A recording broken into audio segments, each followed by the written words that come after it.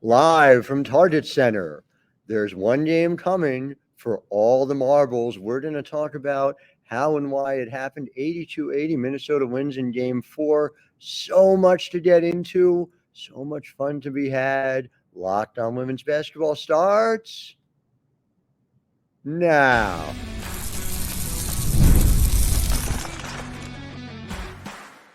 You are Locked On Women's Basketball, your daily podcast on women's basketball. Part of the Locked On Podcast Network, your team every day. Hi there, everyone, and welcome to Locked On Women's Basketball. I'm Howard Megdal.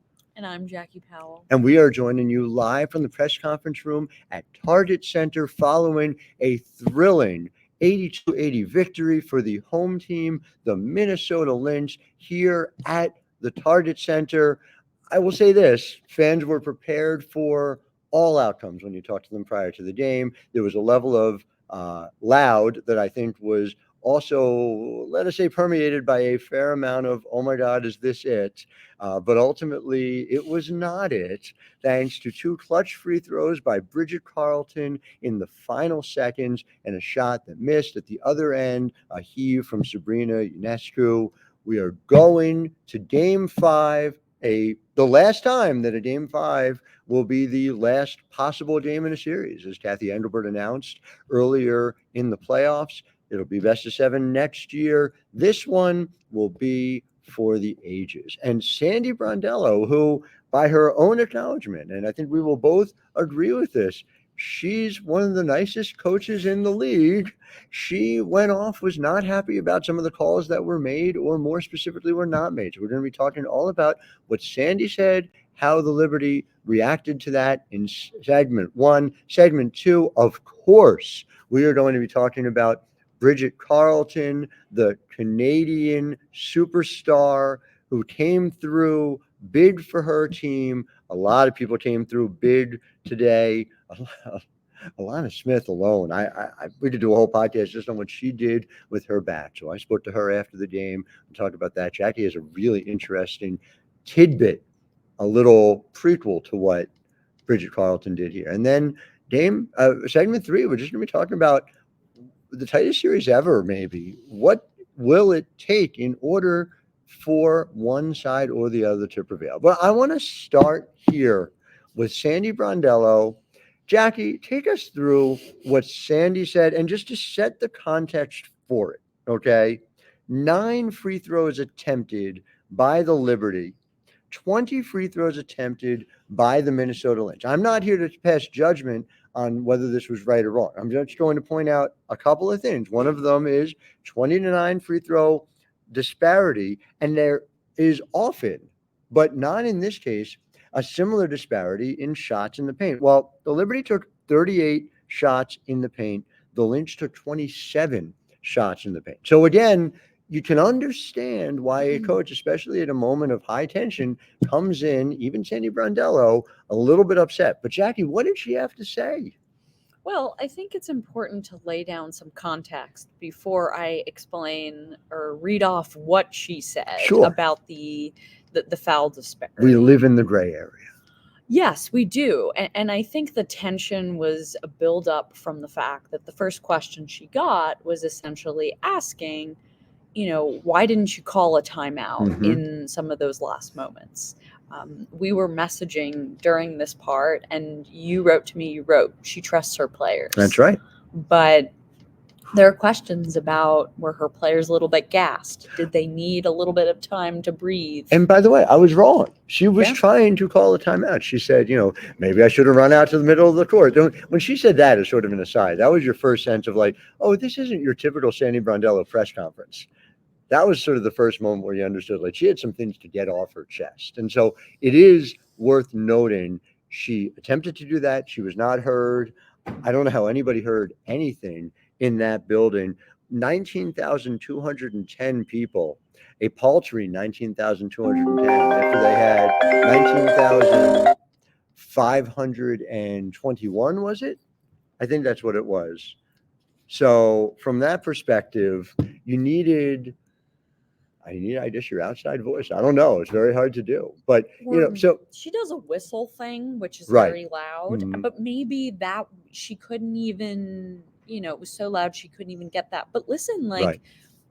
this has been a problem with the officials in the past. They just Mhm. are not looking or aware or even make it easy for coaches to call for timeouts, which is something they have the right to do. Michael Rosenberg wrote a really good piece in Sports Illustrated that I really recommend you guys all take a look at, just talking about there are some things, some training, some other investments in the officiating that both sides will address. And this has nothing to do with Liberty or Lynch or anything of the sort. This is a question of, as the league continues to grow, it's going to be something that I think they're going to need to do. But so let's get to it. So Sandy finally says this about the fouls. Go ahead. So, excuse me. All good. You want me to read it? That's okay. Here, you drink. Yeah, sure. All right. So look, I will say this, and I look at the thing here, and I know Cheryl talked about it last time, but we got no calls today. So do I need to talk up in a press conference? Because they were dead in ticky-tacks, and we went down there and got hit and got nothing. It was 12-6 at halftime. I was just talking fouls, and they tried to even it up near the end. It was 14-9. No, all we want is fair, okay? So if we're dead and hit, that's a foul. I'm one of the nicest bloody coaches in this league, but it pisses me off. Just be fair. If they are dead and hit, it's a bloody foul. But in the end, close game, things we could have done better. We could have all done better, including me getting that blank timeout. Excuse me, don't repeat it. And again, it was like, she said the F-bomb, to She clarify. said the F-bomb, which is, I mean, listen, I've covered Sandy Brondello for a long time at multiple stops, both here and in Phoenix. That's the first F-bomb I've ever heard her say in a press conference scenario. So that was really interesting. And again, it goes back to this. And this is my biggest takeaway. And tell me if you agree with me on this. This series is so tight. Everyone's looking for any advantage they can get of any kind. Can you get a couple extra fouls? This game came down to 2 free throws at the end and a missed 3. The last game came down to a 28-foot three-pointer at the buzzer. Like, this is a series where everything matters. And so Cheryl doing what she can to work the refs, Sandy doing what she can to work the refs, everybody trying to find everything. It made sense. These are two competitors we have. And again, I will not soon forget this. Covering a series with the two winningest playoff coaches in WNBA history is a big deal. Didn't Sandy pass Bill Lambier recently? Sandy is second. Cheryl is first. Cheryl has more playoff wins than any team in history, save the Minnesota Lynx. For whatever reason, Cheryl, every time she wins another game, the Lynx win another game too. So they just keep staying ahead of her by just a little bit. So truthfully, that's what I really think this is about. But I understand her frustration.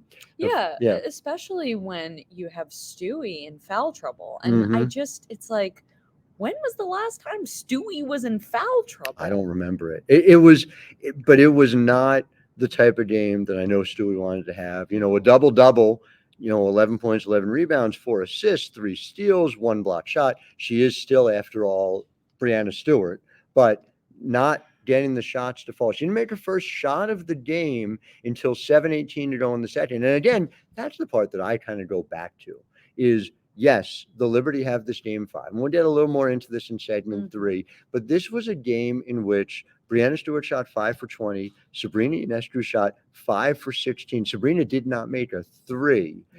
And her streak has been snapped. Oh my gosh. And yet, when Stewie made her first shot, it put the Liberty ahead.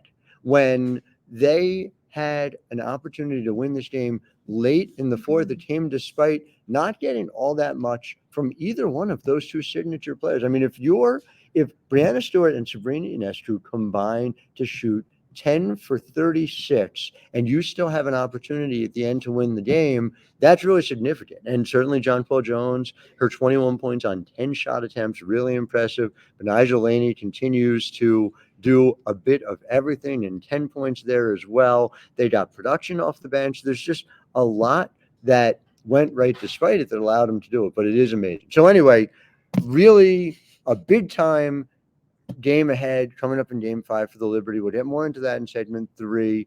Segment 2, we got to talk Bridget Carleton and we got to talk Alanna Smith. And when I say I got to, I don't mind it even a little bit. So back in segment 2, I'm Howard Megdal. And I'm Jackie Powell. And this is Locked On Women's Basketball. But first,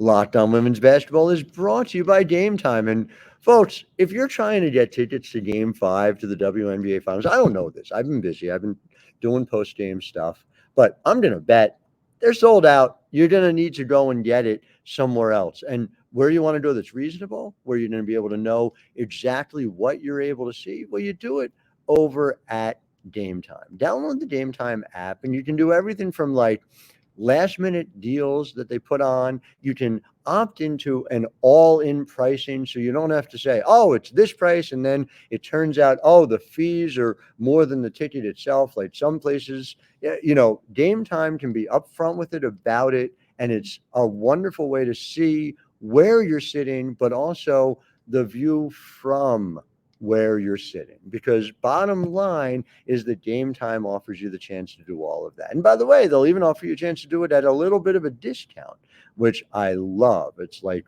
it's a Rolls-Royce style purchasing of tickets, but you can get it at a discount. Use code LOCKEDONNBA for $20 off your first order.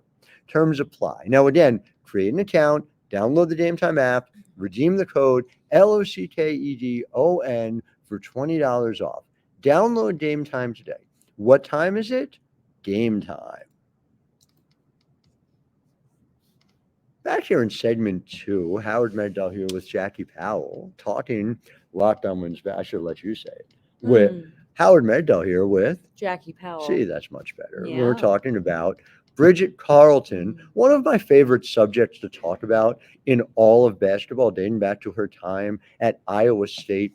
A delightful story of somebody who her first year wasn't able to maintain her roster spot in Connecticut. The Minnesota Lynx scooped her up. She has been working to get better and better, dating back to before COVID. And now we are all on the other side of it, mercifully, sort of. And so here we are in 2024, and Bridget Carleton is the starter and one of the key components on a team that is going to play for a championship on Sunday. And maybe the numbers don't jump out at you at first, with 12 points, 4 rebounds, a steal, right? But there was no question she was going to make those free throws. There was just no question about it. And so, Jackie, we were talking about this offline. You saw a precursor for this, right? Take us through it. I did. Well, before I say that, let me just be clear. I was one of those voters who voted for Bridget Carleton as most improved. There are 2 on this program alone.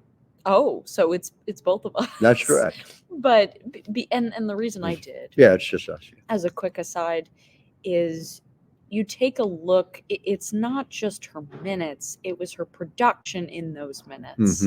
And so that was what was really impressive. It was the percentages, the efficiency.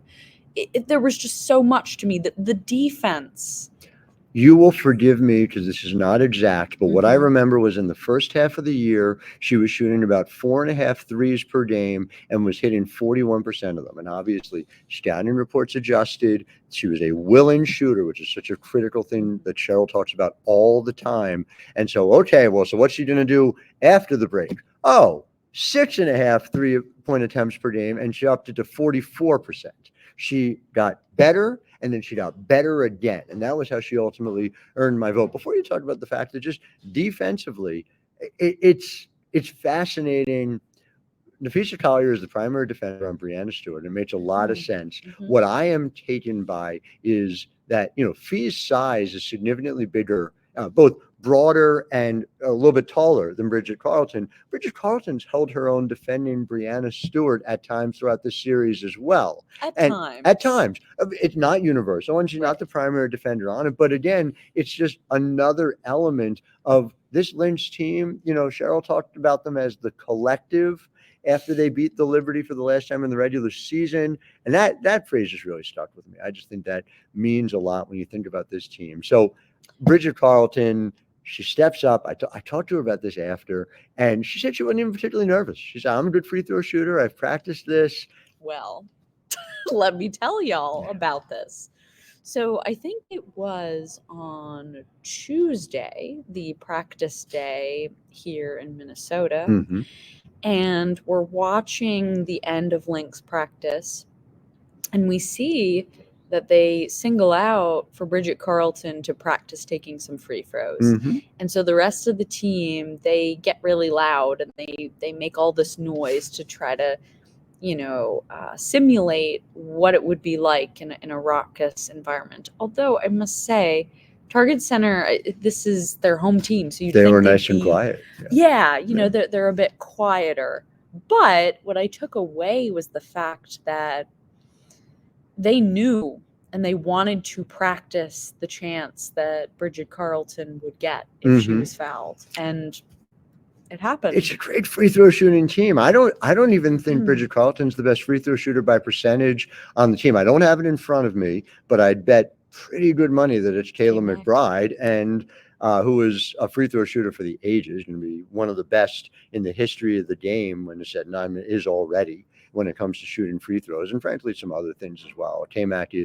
We will cover K-Mac's induction ceremony someday. I'm just going to put it that way. That's what kind of player she is, and I hope everyone pays attention to that, because Kayla McBride, long overdue for that level of recognition. But another player, before we get to the end of segment 2, I really want to talk about too is Alanna Smith, because in Alanna Smith, you had somebody who was suffering from a back injury, and just flat out, I understood they were going to do everything they could to have her give it a go. I understood that. I'm watching her in practice. She's moving gingerly. Okay. She's wrapped. She's heavily wrapped coming into practice. I said to Cheryl Reeve pre-game, what's the plan? Our plan is it's going to be a full go. And to my mind, it was, all right, a full go, but let's see how she does. I also said, is Dorka Juhas going to play? Maisha was a DNP? Maisha was a DNP. She was not in the plan. Oh Dorka was. And Cheryl said, Dorka's going to play, is the way she put it. And she did. And Dorka played 9 minutes, 32 seconds. But who played the other 30 minutes and 28 seconds at center was Alanna Smith.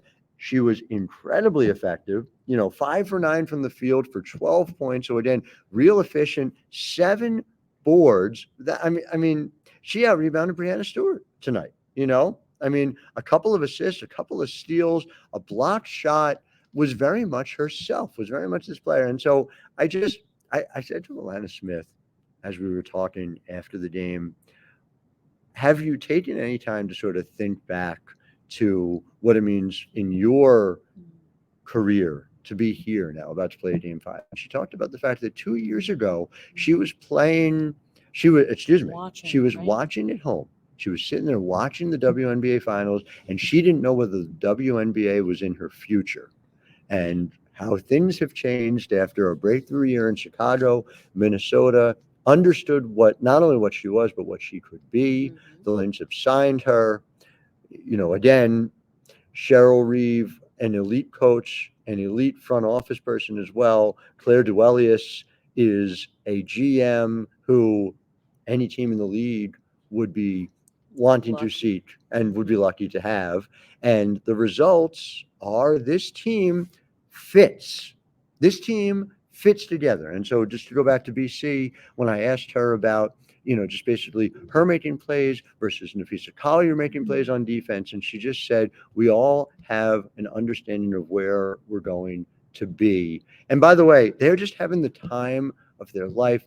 Kayla McBride sitting here at the postgame. Did you see her? She was practically. I was not. Oh, you weren't here. I wasn't in the room. She was practically giddy with the experience that she was having. That makes sense. Yeah. This is somebody who played for the San Antonio Silver Stars, and now she's playing here in 2024. She was in the past of the WNBA, and she's in the present, and she's helping to lead it into the future, because this is not some veteran who is providing some leadership. This is one of the key factors in this game. And by the way, a team high 19 points for Kayla McBride out of this one. Howard Howard, Yeah. I'm still so shook that Myisha Hines-Allen did not play a moment on the floor. Doesn't mean she won't be ready for Game 5. She is from, from Montclair, New Jersey. So she'll be ready. We will talk more, however, in segment 3 about what's to come in Game 5, because I think they're going to need some things out of Myisha Hines-Allen to win. But first, Locked On Women's Basketball is brought to you by FanDuel. And so, people always are asking me, why, when I watch the NFL, don't they dribble more? And it's easy. The football, if you look at the shape of a football, it is oblong. It's totally different from a basketball. If you tried to dribble it, you wouldn't be able to do it. That's on concrete. That's on hardwood. But they're also playing on sometimes grass, sometimes turf. Point is, it's very different. You're going to need to understand it differently. And FanDuel.com is where you can understand it. When you get a hunch in the middle of the game, you can check out the latest stats, view live play-by-play, or so much more on the same page where you place your bets. And here's why you ought to. You get $200 in bonus bets guaranteed when you place your first $5 bet. Again, $200 in bonus bets guaranteed when you place your first $5 bet at FanDuel.com. No, it's not just WNBA anymore. They also have football. Don't dribble it, but take a look. You can see there's going to be a little bit of time after Sunday night's game between the end of the WNBA season and the start of women's college basketball. FanDuel.com.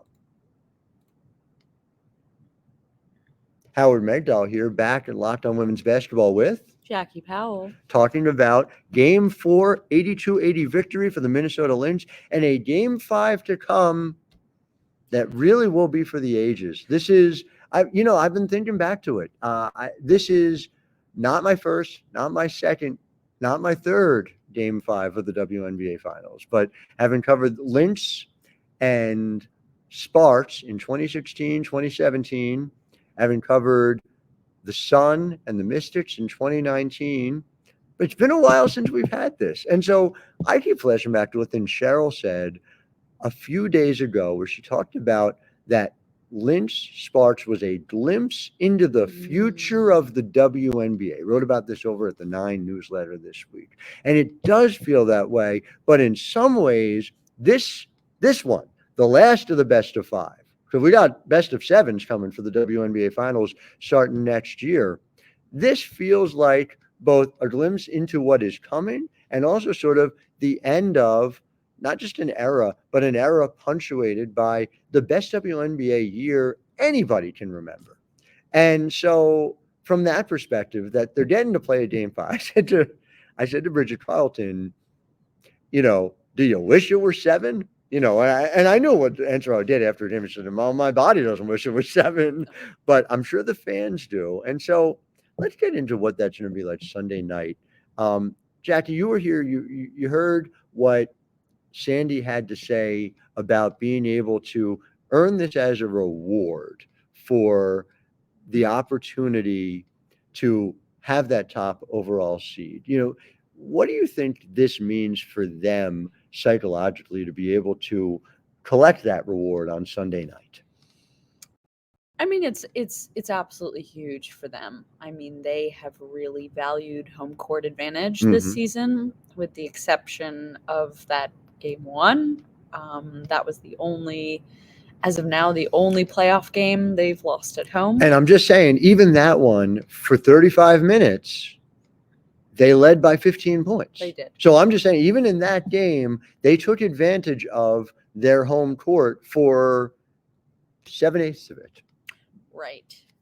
And so the thing about the Barclays Center experience, which is something that has been well documented, is there's just a lot going on. And so sometimes that can even, mess a little bit with an opponent when you have like a giant elephant running around and It's true. Getting in arguments with parents of players on the opposition. Yes, I'm talking about Dawn Williams. Yeah, Ellie's unruly. It's true. She is, but in all the best ways. Right. But I think it's worth talking about the confidence that the New York Liberty portrayed in their press conference, and it was incredibly striking, wouldn't you say? It stood out to me, and I know it'll be prominent within your story over at thenexthoops.com, of course. But in Sandy's words, and Breanna Stewart echoed it, it wasn't we're going to do everything we can to win, right? What did she say? Stewie or Sandy? Or You tell both? me.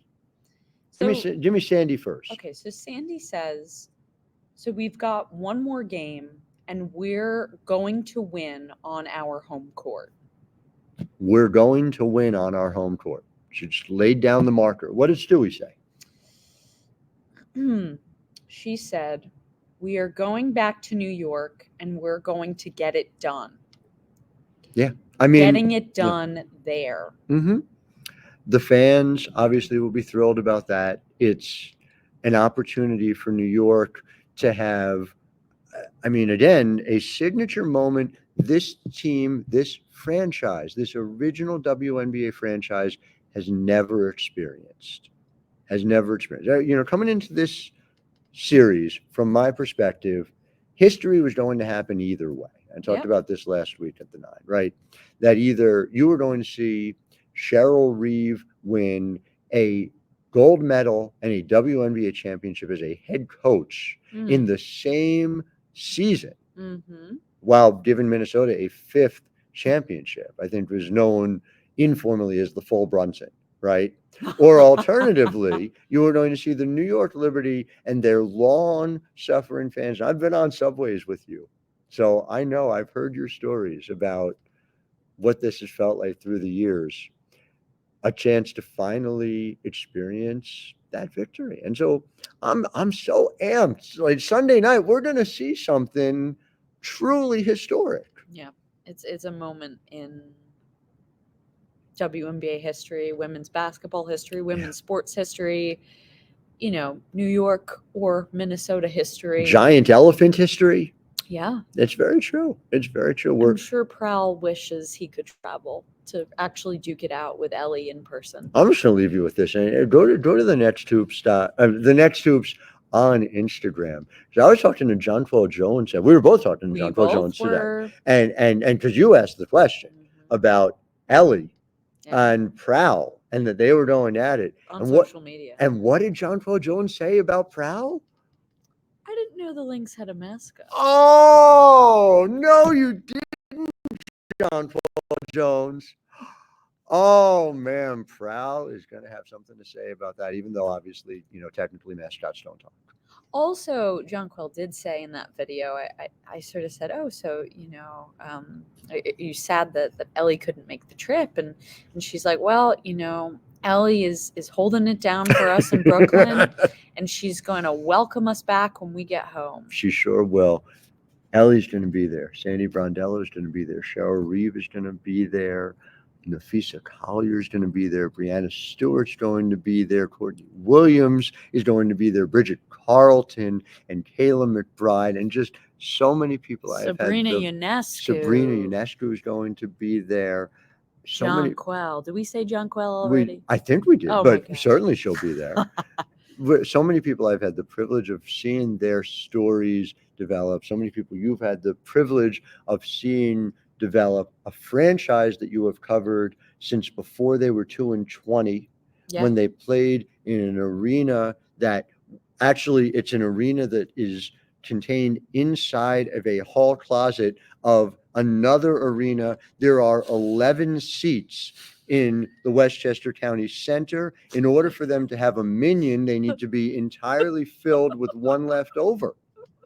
And so to go from that to Barclays Center and Game 5 in the center of the basketball universe on Sunday night, 8 p.m. Be ready. Be ready. We sure are. Cannot wait. Until then, and of course, we will be with you post-game. So stay tuned for us. Tomorrow, the great WNBA draft crew will be holding it down, but we will be back. Our Monday show is going to be early. It's going to be late Sunday after Game 5 of the WNBA Finals. Until then, I am Howard Megdal. And I'm Jackie Powell. Thank you for making us your first listen every day. Until then, just keep in mind, for your second listen, go to Locked On Fantasy Basketball. There is a league after the WNBA. I mean, maybe it even starts now. And it's called the NBA. It's for men. Men are playing basketball now. There's even a team in town here in Minnesota. I don't think they win quite as often as the Lynx, but yeah, there's a men's. Yeah. Sure, that's fair. And if you want to become a basketball expert, especially fantasy basketball, Locked On Fantasy Basketball is your key. You can get daily tips from Josh Lloyd and go win the fantasy basketball lead out of this NBA that people are apparently discovering now. Find Locked On Fantasy Basketball on YouTube or wherever you get your podcasts. See you all late Sunday night. I'm Howard Megdal. And I'm Jackie Powell. Talk to you soon.